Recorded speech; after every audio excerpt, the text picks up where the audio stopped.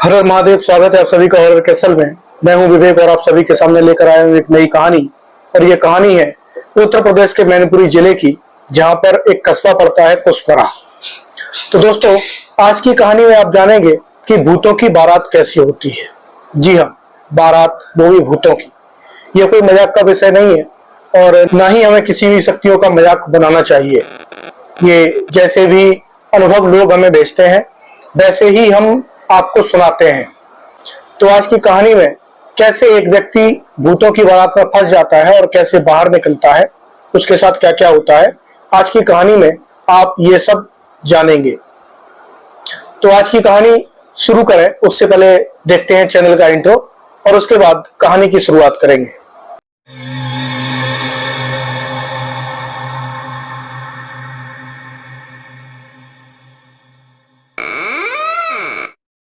एक बार फिर से आप सभी को हर हर महादेव। स्वागत है आप सभी का हॉरर कैसल में। मैं हूं विवेक और आप सभी के सामने लेकर आया हूं एक नई कहानी। और ये कहानी है उत्तर प्रदेश के मैनपुरी जिले की, जहां पर एक कस्बा पड़ता है कुशमरा। और वहां से ये कहानी हमें भेजी है वैभव ने। वैभव ने ये बताया है कि ये कहानी है उनके पापा की और उनके पापा का नाम है राकेश। और ये कहानी तब की है जब राकेश जी की शादी नहीं हुई थी। राकेश जी की कुशमरा में एक दुकान थी और ये कहानी आज से लगभग तब की है कि जब ना तो मोबाइल फोन चलते थे और ना ही घरों घरों में लैंडलाइन फोन लगे हुए थे। तब लैंडलाइन फोन किसी किसी के घर पे होता था, बहुत ही बड़े बड़े जो लोग होते थे पैसे वाले, उनके घर पे। तो काफी पुरानी कहानी है। तो वैभव ने बताया कि ये कहानी तब शुरू हुई थी कि जब उनके पिताजी यानी राकेश जी की शादी नहीं हुई थी और राकेश जी की एक दुकान थी बर्तन की कुशमरा में। और राकेश जी कुशमरा के पास एक गांव है, वहां रहते थे। कुशमरा से 5 या 6 किलोमीटर की दूरी पर उनका गांव था। तो वैभव ने बताया कि अक्सर पापा जी उनके और दादाजी साथ में दुकान पे बैठते थे और उनके जो पापा थे यानी कि राकेश जी अपने पिता के इकलौते बेटे थे। तो दोनों ही बाप बेटे मिलकर दुकान चलाते थे। बर्तनों का उनका काफी अच्छा काम था और काफी फेमस दुकान उनकी थी कुशमरा में। तो आप सभी जानते हैं कि जब त्योहार का सीजन आता है या फिर शादियों का टाइम आता है उस समय बर्तनों की दुकानदारी कुछ बढ़ जाती है। तो ये समय था कि शादियों का सीजन चल रहा था और वैभव ने बताया कि उस समय दुकान पे काफी काम था। और ये कहानी मैं आपको सुनाऊंगा अब राकेश जी का नाम लेकर, ताकि आप लोग कहानी से जुड़े रहें और कहानी को समझते रहें। तो शादियों का सीजन चल रहा था और राकेश जी की दुकान में काफी अच्छा खासा काम चल रहा था। उनके यहाँ पे 2-3 लड़के हमेशा रहते थे काम करने के लिए और उनके पिताजी और राकेश जी ये लोग दुकान को संभालते थे। तो जैसा कि आप सभी को हमने बताया कि शादियों का सीजन चल रहा था, काफी अच्छी दुकानदारी हो रही थी। तो अक्सर ये होता था कि कभी कभी राकेश जी के जो पिताजी थे वो जल्दी घर चले जाते थे और राकेश जी बाद में दुकान अपनी बढ़ाकर घर जाते थे। तो एक दिन अचानक से क्या हुआ कि रात का लगभग 8 बजा होगा, 8 या 9 बजे का टाइम था और राकेश जी अपनी दुकान बढ़ा रहे थे यानी कि शटर गिराने वाले थे और उनके पिताजी शाम को ही घर चले गए थे किसी काम के कारण। तो राकेश जी अकेले थे और उनके 3-4 जो लड़के साथ में थे वो थे वहां पे। तो सारे लोग दुकान का सामान अंदर समेट कर और शटर गिराने वाले थे। तभी एक व्यक्ति वहां पर आता है। पूरा मार्केट बंद हो चुका था, कुछ कुछ दुकानें खुली हुई थी थोड़ी थोड़ी दूरी पर। तो वो जो व्यक्ति है आता है और राकेश जी से कहता है कि मुझे कुछ बर्तन चाहिए। तो राकेश जी कहते हैं कि भैया अब तो सामान हमने सारा अंदर कर दिया है और एक काम करिए, आप कल सुबह आइए, कल सुबह हम आपको सारा सामान आपका निकाल के दे देंगे। लेकिन वो व्यक्ति कहता है कि नहीं, मुझे सामान आज ही चाहिए, मुझे आज ही सामान की अर्जेंसी है और मुझे आज ही लेके जाना है किसी भी कीमत पे। और मैं सारा पैसा आपको कैश दूंगा, नगद, कुछ उधार नहीं, कुछ भी लिखा पड़ी नहीं, सारा का सारा पैसा मैं आपको नगद दूंगा। और काफी सारा पैसा वो लेके आया हुआ था। उसने यहाँ तक कहा कि मैं आपको हर सामान का दुगना पैसा देने को तैयार हूं, लेकिन मुझे सामान अभी के अभी चाहिए। तो राकेश जी ने कहा ठीक है, अभी शटर हमने नहीं गिराया तो सामान निकाल देते हैं। तो उस व्यक्ति ने काफी बड़ी लिस्ट सामान की राकेश जी के सामने रख दी। अमूमन आप सभी जानते हैं कि शादियों में जो सामान जाता है, जो द्वार पे लगता है, आपने देखा होगा कुछ टंकियां होती हैं, उनके ऊपर कुछ बर्तन होते हैं और फिर एक पीतल का लोटा होता है, प्लेट्स वगैरह होती हैं और उसके ऊपर एक पीतल का दिया रखा जाता है। लेकिन ये जो सामान था उससे बढ़कर कहीं ज्यादा काफी कुछ सामान था। राकेश जी ने सारा सामान निकाला, हिसाब लगाया और उस व्यक्ति से पैसे लिए। हालांकि राकेश जी ने वही पैसे लिए जो कि सामान के बनते थे, लेकिन फिर भी उस व्यक्ति ने अपनी तरफ से कुछ पैसे बढ़ाकर दिए। आज के समय की अगर हम बात करें तो मान लीजिए कि अगर सामान कुछ 1 लाख रुपए का होता है तो उस व्यक्ति ने 1,20,000 रुपए दे दिए, यानी कि 20,000 रुपए फालतू के। तो राकेश जी ने काफी मना करने के बाद वो पैसे ले लिए और इतना सब सामान निकालने में, हिसाब करने में लगभग रात का 10 से 10:30 बज चुका था। अब राकेश जी के पास ना तो कोई मोबाइल था, ना ही उनकी यहाँ पे कोई लैंडलाइन लगा हुआ था, ना उनकी दुकान पे, ना उनके घर पे। तो ऐसा भी नहीं हो सकता था कि वो अपने घर पे फोन करके बता दें कि उन्हें आने में लेट होगा। और उनकी दुकान पे जो लड़के काम करते थे वो भी जा चुके थे, सिर्फ एक सहयोगी उनका वहां पे बचा हुआ था। तो उन्होंने अपना सारा सामान समेटा और फिर शटर डाउन किया और अपनी साइकिल से वापस चल दिए। तो वो जो सहयोगी था वो भी राकेश जी के ही गांव का था। तो दोनों लोग अपनी अपनी साइकिल से सामान लेकर जा रहे थे। सामान में कुछ नहीं था, सारा कुछ सामान तो दुकान में ही था, लेकिन दुकान में जो कुछ पैसा होता था वो सारा का सारा पैसा राकेश जी अपने साथ लेकर अपने घर जाते थे, ताकि अगर, क्योंकि उस समय उत्तर प्रदेश में लूट मार और ये चोरी चकारी काफी ज्यादा होती थी, तो डर रहता था कि दुकान में अगर पैसे रहेंगे तो कोई अगर चोर वगैरह आया तो पैसे निकाल के ले जाएगा। तो इसलिए राकेश जी सारा पैसा दिन भर की कमाई का अपने साथ ले जाते थे। तो उस दिन भी रोज की तरह राकेश जी ने अपने पैसे निकाले दुकान से सारे और बैग में रखे और ये अपने उस सहयोगी के साथ साइकिल पर चल दिए। तो इनका जो घर था वो इनकी दुकान से लगभग 7 या 8 किलोमीटर की दूरी पे था। और जब ये रास्ते में घर जा रहे थे तो इनके यहाँ पे एक रास्ते में पुलिया पड़ती है। पुलिया मतलब कह सकते हैं कि छोटा सा पुल, और वो पुल जो बना हुआ था एक छोटी सी नहर थी जिसको हमारे यहाँ बम्बा कहते हैं। तो बम्बा के ऊपर वो पुल बना हुआ था। तो जहां पर जैसे ही उस पुल पर राकेश जी पहुंचे तो इन्हें टॉयलेट लगी। तो राकेश जी ने अपने सहयोगी से कहा कि 1 मिनट यहीं पे साइकिल खड़ी करते हैं और टॉयलेट करने के बाद फिर हम चलते हैं। तो राकेश जी के सहयोगी ने और राकेश जी ने वहां पे अपनी साइकिलें खड़ी करी। राकेश जी पुल से नीचे उतर गए टॉयलेट करने के लिए, और टॉयलेट करके जैसे ही ये ऊपर आए तो ये और इनका सहयोगी दोनों लोग साइकिल लेके अपनी चल दिए। अभी तक आपको लग रहा होगा कि सारा कुछ सामान्य है, यहाँ पर भूत प्रेत कहाँ है, तो आएंगे। तो राकेश जी जा रहे थे तो रास्ते में उन्होंने देखा कि एक बारात जा रही है। काफी अच्छी बारात थी, काफी बड़ी बारात लग रही थी, और बारात सड़क पर न चल के खेतों में चल रही थी। तो ये थोड़ा सा अजीब लगा राकेश जी को। दूसरी अजीब बात यह थी कि चूंकि ये गांव का मामला है तो गांव में तो लोगों को पता रहता है कि किसके यहाँ शादी है, और गांव में सभी के यहाँ निमंत्रण पत्र जाते हैं। हालांकि शहरों में ऐसा नहीं होता है। शहरों में तो पड़ोस में शादी होती है तो पड़ोसी को पता नहीं होता कि भाई इसके यहाँ पे शादी है कि क्या है।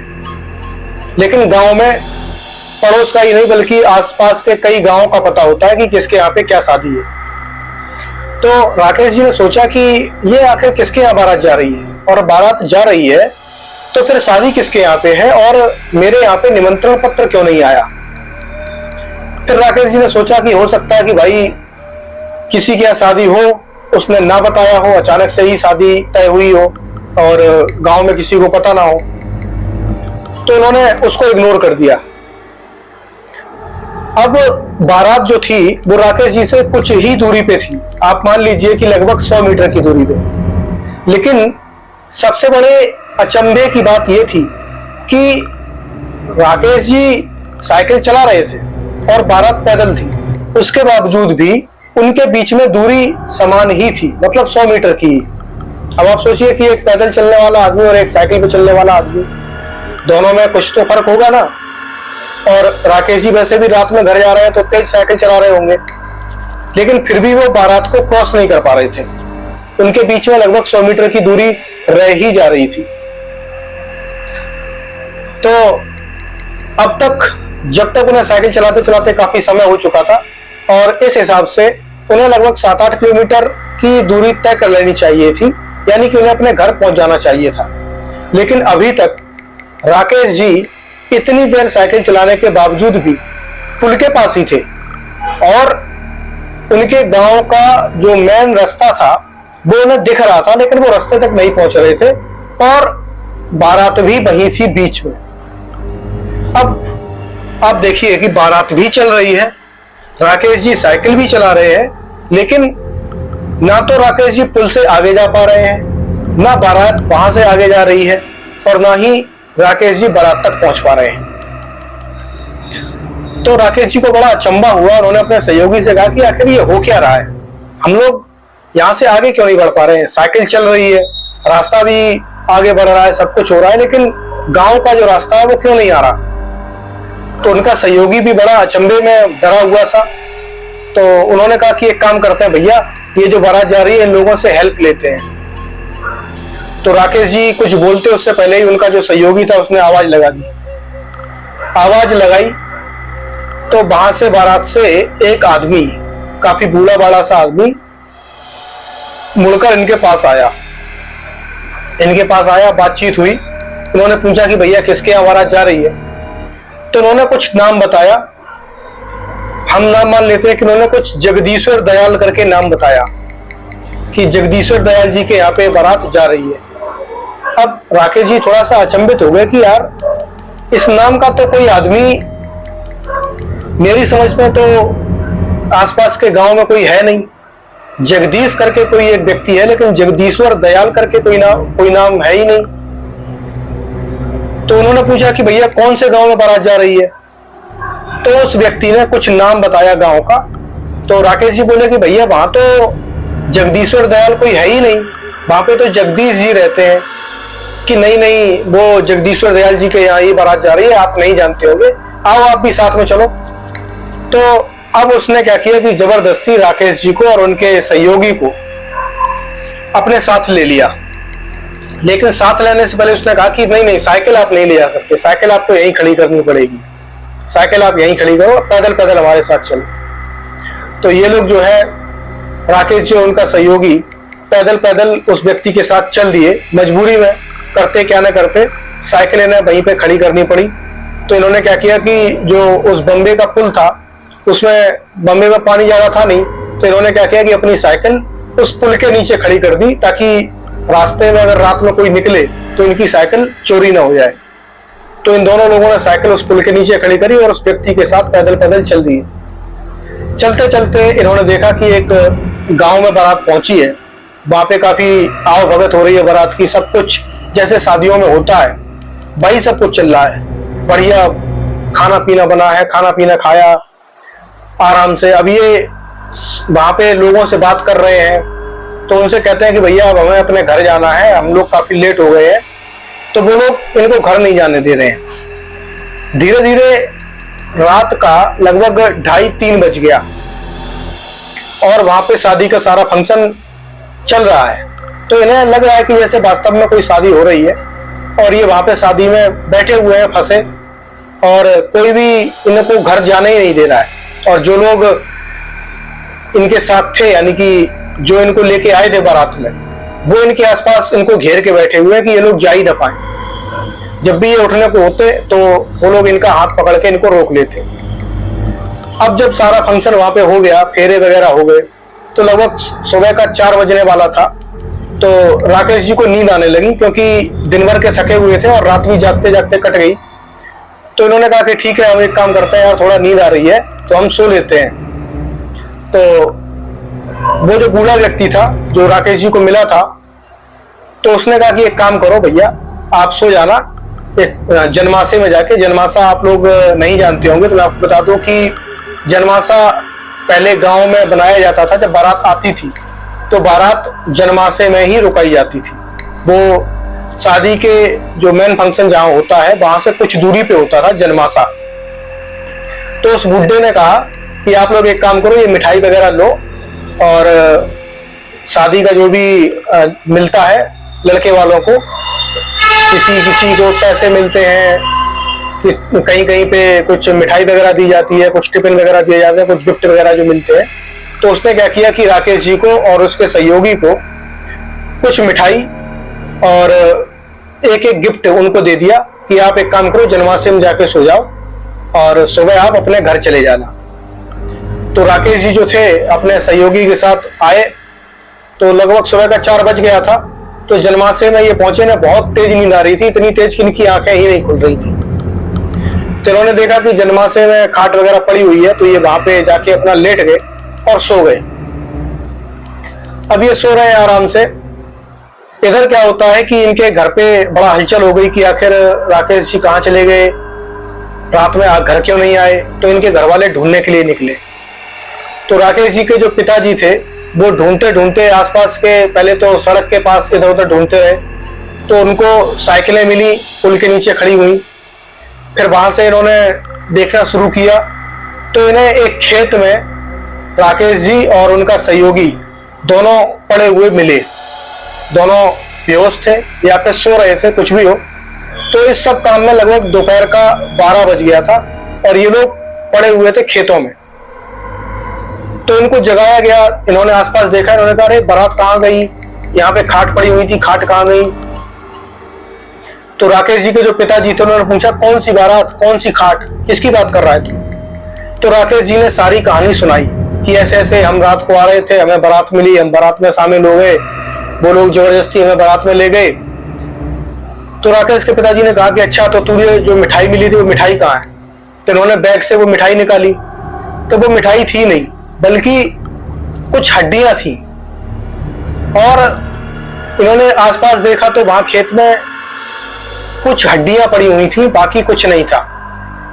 ना ही ऐसा कहीं लग रहा था कि यहाँ कोई बारात आई है, ना कहीं कुछ ऐसा लग रहा था कि यहाँ कोई शादी का फंक्शन हुआ है। राकेश जी को जो गिफ्ट मिला था वो भी कुछ नहीं था, सिर्फ और सिर्फ एक टिफिन था और टिफिन के अंदर हड्डियां ही थी, और वो भी टिफिन जो था वो उनका ही अपना था। तो राकेश जी उसके बाद अपने घर गए, वहां पे भगत वगैरह को बुलाया गया, इनकी झाड़ फूंक कराई गई।